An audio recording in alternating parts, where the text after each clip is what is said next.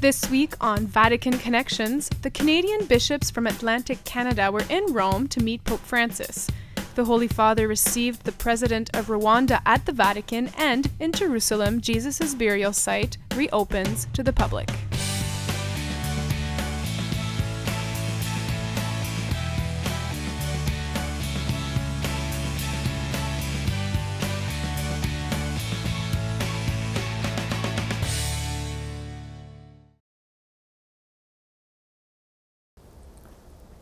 Hello and welcome to Vatican Connections. I'm Emily Callan.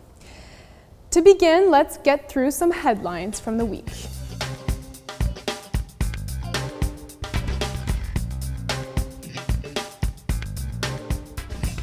Following the attack in London Thursday morning, Pope Francis sent his condolences to Cardinal Vincent Nichols, Archbishop of Westminster, for the victims and their families. In his telegram signed by Secretary of State Cardinal Pietro Parolin, he expressed his deep sadness upon learning of the loss of life and of the injuries caused, as well as his prayerful solidarity with all those affected by the tragedy. Finally, he assured the nation of his prayers at this time. Pope Francis recognized miracles attributed to the intercession of Blessed Francisco and Jacinta Marto, and to whom Mary appeared in Fatima 100 years ago. The Holy Father will be going to Fatima in May to mark the centenary of the Marian apparitions. The statement released by the Holy See on Thursday also mentioned the Pope's approval of 9 other decrees. Restoration work on the Holy Sepulchre in Jerusalem are finally completed, and to mark the occasion, an ecumenical ceremony was held inside the holy place to rededicate the newly restored edicule, the place which contains the tomb of Christ. Representatives of Christian churches were present for this rededication, including the Ecumenical Patriarch Bartholomew and the Pope's representative to Israel and Palestine, Archbishop Giuseppe Lazzarotto. The work began less than 10 months ago and was possible thanks to the joint efforts of the main Christian churches, Catholic, Greek Orthodox, and Armenian, who all look after the holy site. It was the first time this kind of work was being done on the edicule since its reconstruction in the early 19th century. Now, a second phase of work will begin, however, on the area surrounding the edicule. The Custody of the Holy Land recently announced the Vatican will be contributing $1 million to this project, as well as to restoring the Basilica of the Nativity in Bethlehem.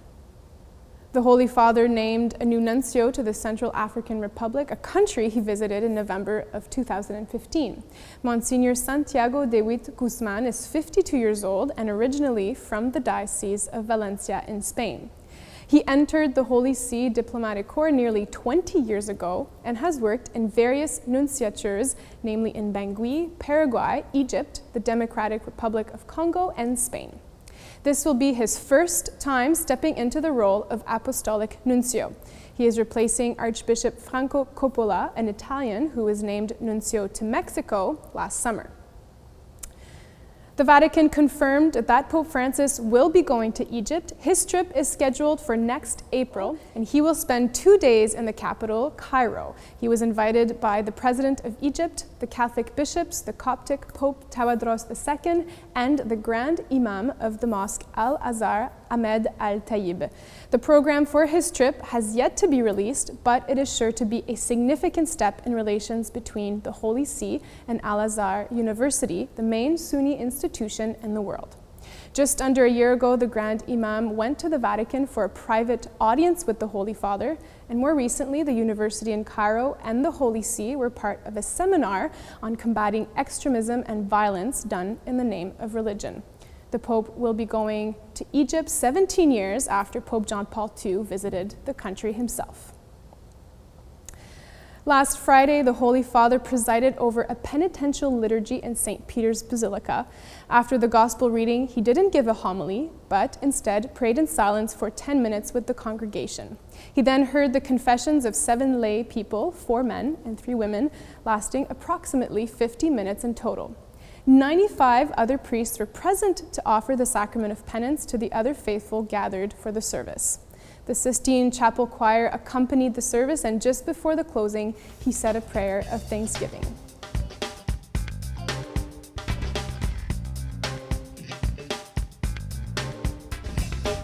Did you know?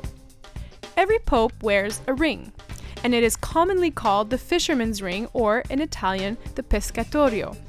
As head of the Catholic Church, he is the successor of St. Peter, who was a fisherman. It also refers to the apostles being called fishers of men. It is worn on the third finger of the Pope's right hand, and a new gold or silver ring is cast for each Pope. The earliest mention of the fisherman's ring dates back to the 13th century with Pope Clement IV. The Pope met with leaders from the European Union at the Vatican on Friday. The private audience took place in the Sala Regia and marks the 60th anniversary of the signing of the Treaty of Rome, one of the most significant treaties since it led to the creation of today's European Union. Heads of state and government were in Rome for a summit to discuss what the European Union has already accomplished and what it can look forward to. The Holy Father addressed the heads of state, and here were his remarks. Returning to Rome 60 years later must not simply be a remembrance of things past, but the expression of a desire to relive that event in order to appreciate its significance for the present. There began the Pope's speech to the leaders of the European Union. In order to move forward, one must remember where one came from. Without such an awareness, reality loses its unity, history loses its logical thread, and humanity loses its sense of direction. The Holy Father recounted what happened when the treaty was signed. It was a day full of hope, expectation, enthusiasm, and apprehension. Those who signed the treaty were concerned first of all with the welfare of their people and their material prosperity, the expansion of their economies, social progress, and new industrial and commercial possibilities. It was signed after World War II, when leaders believed in a better future. It inspired them to leave behind old disputes. And looking back, the Founding Fathers understood the transcendent and inalienable dignity of every man. It was signed in Rome as a city symbolizing universality. The Holy Father stressed that the first element of European vitality should be solidarity, especially today. Solidarity gives rise to openness towards others, he said, but that sentiment has been lost.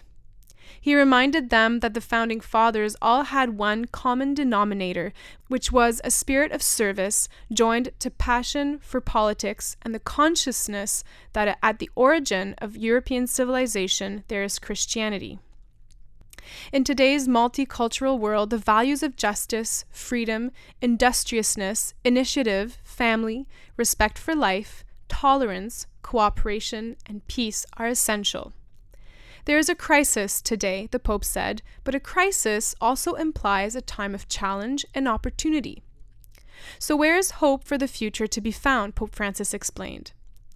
Europe finds hope when man is at the center and at the heart of her institutions, when there is solidarity, when she refuses to yield to fear or close herself off in false forms of security, when she invests in development and in peace, when she is open to the future, to young people, when she invests in families, when she respects the consciences of her citizens, and when she defends life.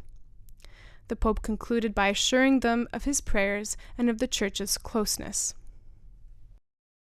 Between each International World Youth Day, local World Youth Days are celebrated once a year on Palm Sunday in dioceses around the world, and they serve as preparation for the large gathering, this time taking place in Panama in 2019. So, the Pope sent a message to young people this week and spoke about Mary, who is the focus of the next World Youth Days.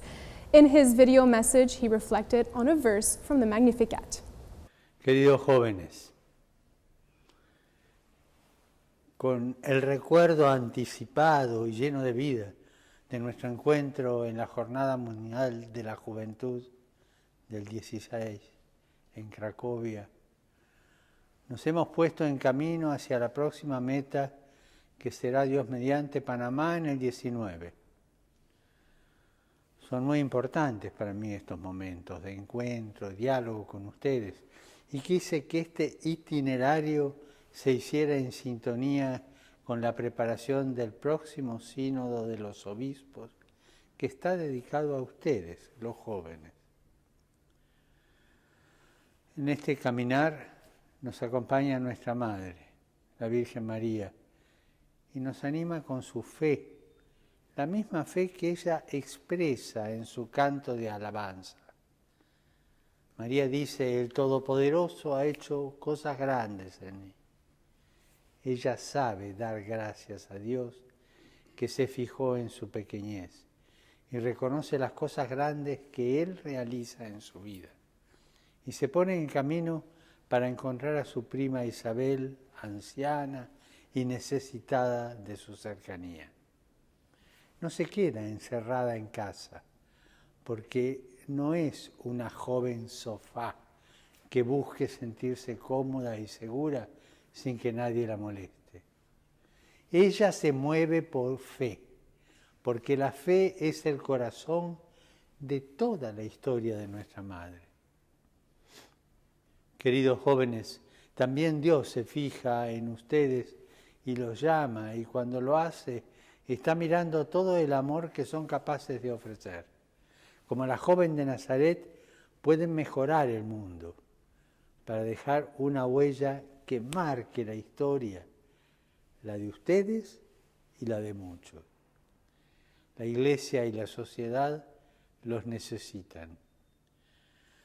Con sus planteos, con el coraje que tienen, con sus sueños e ideales, se caen los muros del inmovilismo y se abren caminos que nos llevan a un mundo mejor, más justo, menos cruel y más humano. En este camino los animo a que cultiven una relación de familiaridad y amistad con la Virgen Santa. Es nuestra Madre. Háblenle como a Madre. Con ella den gracias por el don precioso de la fe que han recibido de sus mayores. Y encomiéndale a ella toda su vida. Como Madre buena los escucha, los abraza, los quiere, camina con ustedes. Les aseguro que si hacen esto, no se van a arrepentir. Buen peregrinaje hacia la Jornada Mundial de la Juventud de 2019. Que Dios los bendiga. Wednesday morning, Pope Francis delivered his weekly catechesis in St. Peter's Square. He centered his meditation once again on the virtue of Christian hope, more specifically on how perseverance and consolation sustain our hope, which are talked about in a letter of St. Paul to the Romans. Here's a summary of his catechesis. Dear brothers and sisters, in our continuing catechesis on Christian hope, today we reflect on two words used by St. Paul in the opening reading, steadfastness and encouragement. Paul says that both are contained in the message of the Scriptures, but even more, that ours is a God of steadfastness and encouragement. In the Christian life, we are called to spread hope by supporting and encouraging one another, especially those in danger of faltering. But we do so with the strength provided by the Lord, who is our unfailing source of hope. Faithful to the Apostles' injunction, may we always live in harmony with one another, in accord with Christ Jesus. On Monday, the President of Rwanda was received at the Vatican for a private audience with the Holy Father, which lasted about 25 minutes. Their meeting focused mainly on the 1994 genocide, which killed over 800,000 people. It was an historic encounter, for the Holy Father apologized on behalf of the Church for the participation of some of its members in spreading hatred. Matteo Cioffi, our Italian journalist, has more. A statement released from the Holy See press office after the meeting said Pope Francis asked God's forgiveness for the failures of the Catholic Church during the 1994 Rwanda Genocide and for the hatred and violence perpetrated by some priests and religious. In fact, 23 years ago, during the 100-day genocide, more than 800,000 ethnic Tutsis and moderate Hutus were killed by Hutu extremists. Many of the victims died at the hands of priests, clergymen and nuns, according to some accounts by survivors, and the Rwanda government saying many died in the churches where they had sought refuge. In light of the recent Holy Year of Mercy and of the statement published by the Rwandan bishop at its conclusion, the pontiff also expressed the desire that this humble recognition of the failings of that period may contribute to a purification of memory. At the same time, it may promote in open, renewed trust a future of peace, witnessing to the concrete possibility of living and working together once the dignity of the human person and the common good are put at the center. For a long period, the Rwandan government had pressured the Church to apologize for its collaboration in the genocide, but Vatican and the local Church have always been hesitant to do so, saying that those Church officials who had committed crimes had acted individually. Also, John Paul II in 1996 refused to take blame on the Church's part for what transpired in Rwanda. He wrote a letter to Rwanda bishops saying clearly, "The Church in itself cannot be held responsible for the misdeeds of its members who have acted against evangelical law." In President Kagame's 25 minutes private meeting with Pope Francis, as well as during his meeting with the Cardinal Pietro Parolin, Vatican Secretary of State, there was an exchange of views about the political, social, and regional situation, with attention to those places that are suffering conflicts and natural hardships. A particular concern was expressed for the large number of refugees and migrants in need of help and support from the international community and from regional structures. 10 Catholic bishops from Atlantic Canada had their own private meeting with the Pope last week for an ad limina visit. They spent several days in Rome, since these visits aren't all business, but a chance to do a pilgrimage together and pray at the tombs of the apostles Peter and Paul, carrying with them their communities back home. Their audience with the Holy Father lasted 1.5 hours, and the main issues they discussed touched upon evangelization and reaching young people and assisted suicide. Catholic News Service got to speak to 3 of the Atlantic bishops while they were still in Rome. Making their ad limina visits to Rome, the bishops of Canada's Atlantic region celebrated masses in the city's major basilicas, starting with the Basilica of St. John Lateran. You know, it's the first church in the Western world, the first cathedral, the Cathedral of the Pope. So it was really an important moment for us in our pilgrimage. The bishops explained to the Pope and Vatican officials the pastoral guidelines they have issued in response to the country's legalization of physician-assisted suicide. Well, palliative care came up a good deal in terms of how we as church need to be in the forefront of that, and that is us being pro-life. It's us saying life is valuable, and we're willing to value it and assist people in finding value in it.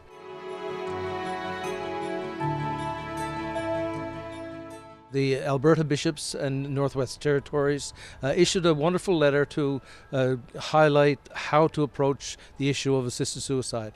Quebec bishops also gave some background. The group in Saskatchewan did it as well, and so did we. And so each area has been providing pastoral letters to give people an approach to how do we accompany people who are in very difficult situations and who are at a time when they feel like they need to give up their life. And so there's a real sense of trying to accompany people with real compassion and real truth in our faith. It means being there with the people, sharing with them, trying to meet with them where they're at, trying to help them to see a perspective. Somebody who's looking at killing themselves is saying that they don't feel their life is worthwhile, trying to help them to realize how precious they are to God and that He's there with them.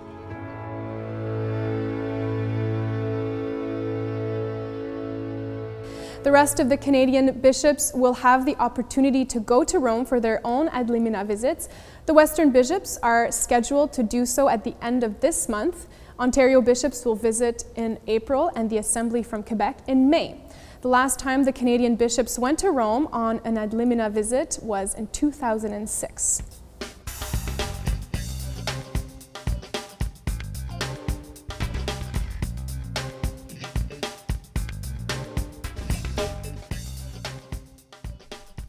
Pope Francis is going to Milan on Saturday, March 25th, and he will be spending one full day in the second largest city in Italy. His day will begin early in the morning, and he will first meet with two families at their apartments, then with residents of a poor neighborhood on the outskirts of the city, and with immigrant families. In the afternoon, he will meet with priests and consecrated persons in the Cathedral of Milan. He will then visit and have lunch with prisoners at San Vittore prison, and he will celebrate Holy Mass in Monza Park before meeting young people in Milan's soccer stadium. And finally, he will go back to Rome around dinner time. You can follow the Mass and his meeting with young people live on Salt and Light TV in Italian. The Mass will air at 10 a.m. Eastern, and his meeting with young people at 12:30 p.m. Eastern.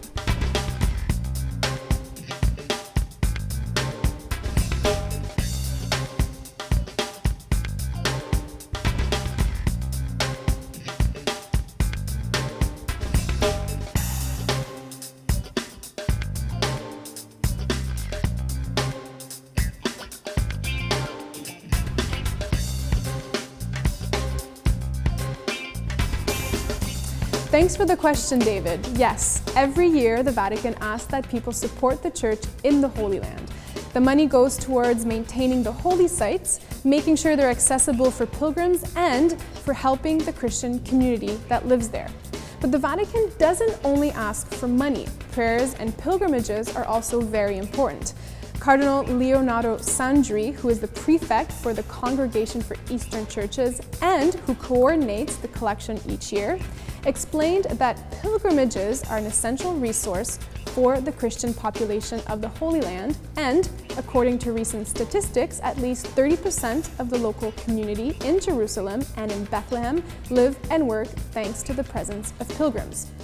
So if you haven't been to the Holy Land yet, you might want to consider planning a pilgrimage soon. If you have any questions, please don't hesitate to send them via Vatican Connections Twitter page at Vatican Connections. I'll be happy to answer them on our next episode. And that's all for tonight. Thanks for watching, and I will see you next week.